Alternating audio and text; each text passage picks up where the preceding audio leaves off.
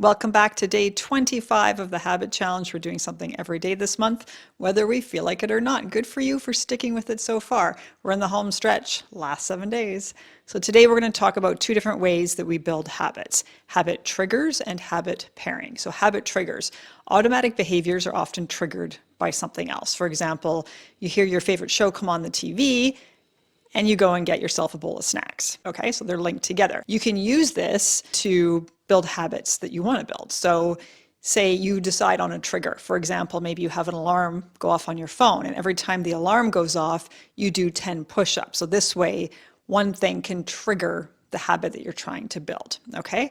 You can also pair 2 habits together. So this is the other way. So you can say, well, I have my car keys by the front door for going to work in the morning. I have to grab my keys. What I'll do is I'll put my gym bag beside my keys because I want to start going to the gym. So when I grab my keys to go to work in the morning, I'll also grab my gym bag so I can go to the gym after work. So you're pairing the keys and grabbing your keys and grabbing the gym bag. You're pairing those 2 habits. Okay?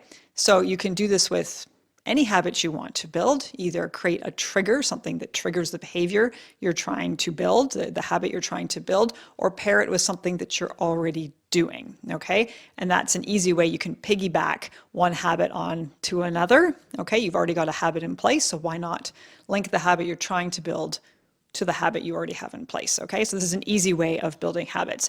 And then you can go one step further and you can use the tiny habits method. If you've read the book Tiny Habits, it's a really good book. It's by BJ Fogg, and he says the quickest way to build a habit is you have the trigger or the anchor behavior, something like every time I put the coffee on, I'll do 10 push-ups or something, or every time this alarm goes off, I'll do 10 push-ups.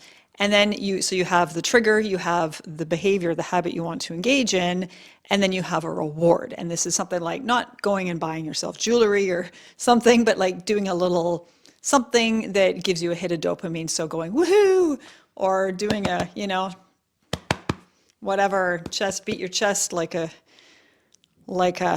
primate or something. You do something so you get a hit of dopamine, and that dopamine can help solidify that habit, because it's super easy to build habits that give us that hit of dopamine, like watching TV, eating junk food. These are behaviors that give us dopamine, that dopamine release.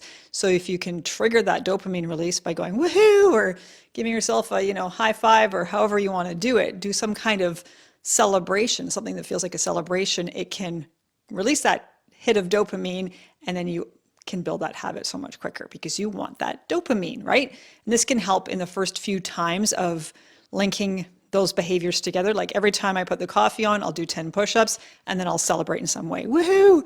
Okay, you do that for a few times, and then that you get, you start to crave that dopamine, you want that dopamine hit, and you'll find yourself just automatically then doing the push-ups when you put the coffee on, and you won't have to do the celebration anymore if you don't want to. So habit triggers or habit pairing, both of these can be really helpful in building the habits that you want to build. So that's it for day 25. We'll see you tomorrow on day 26.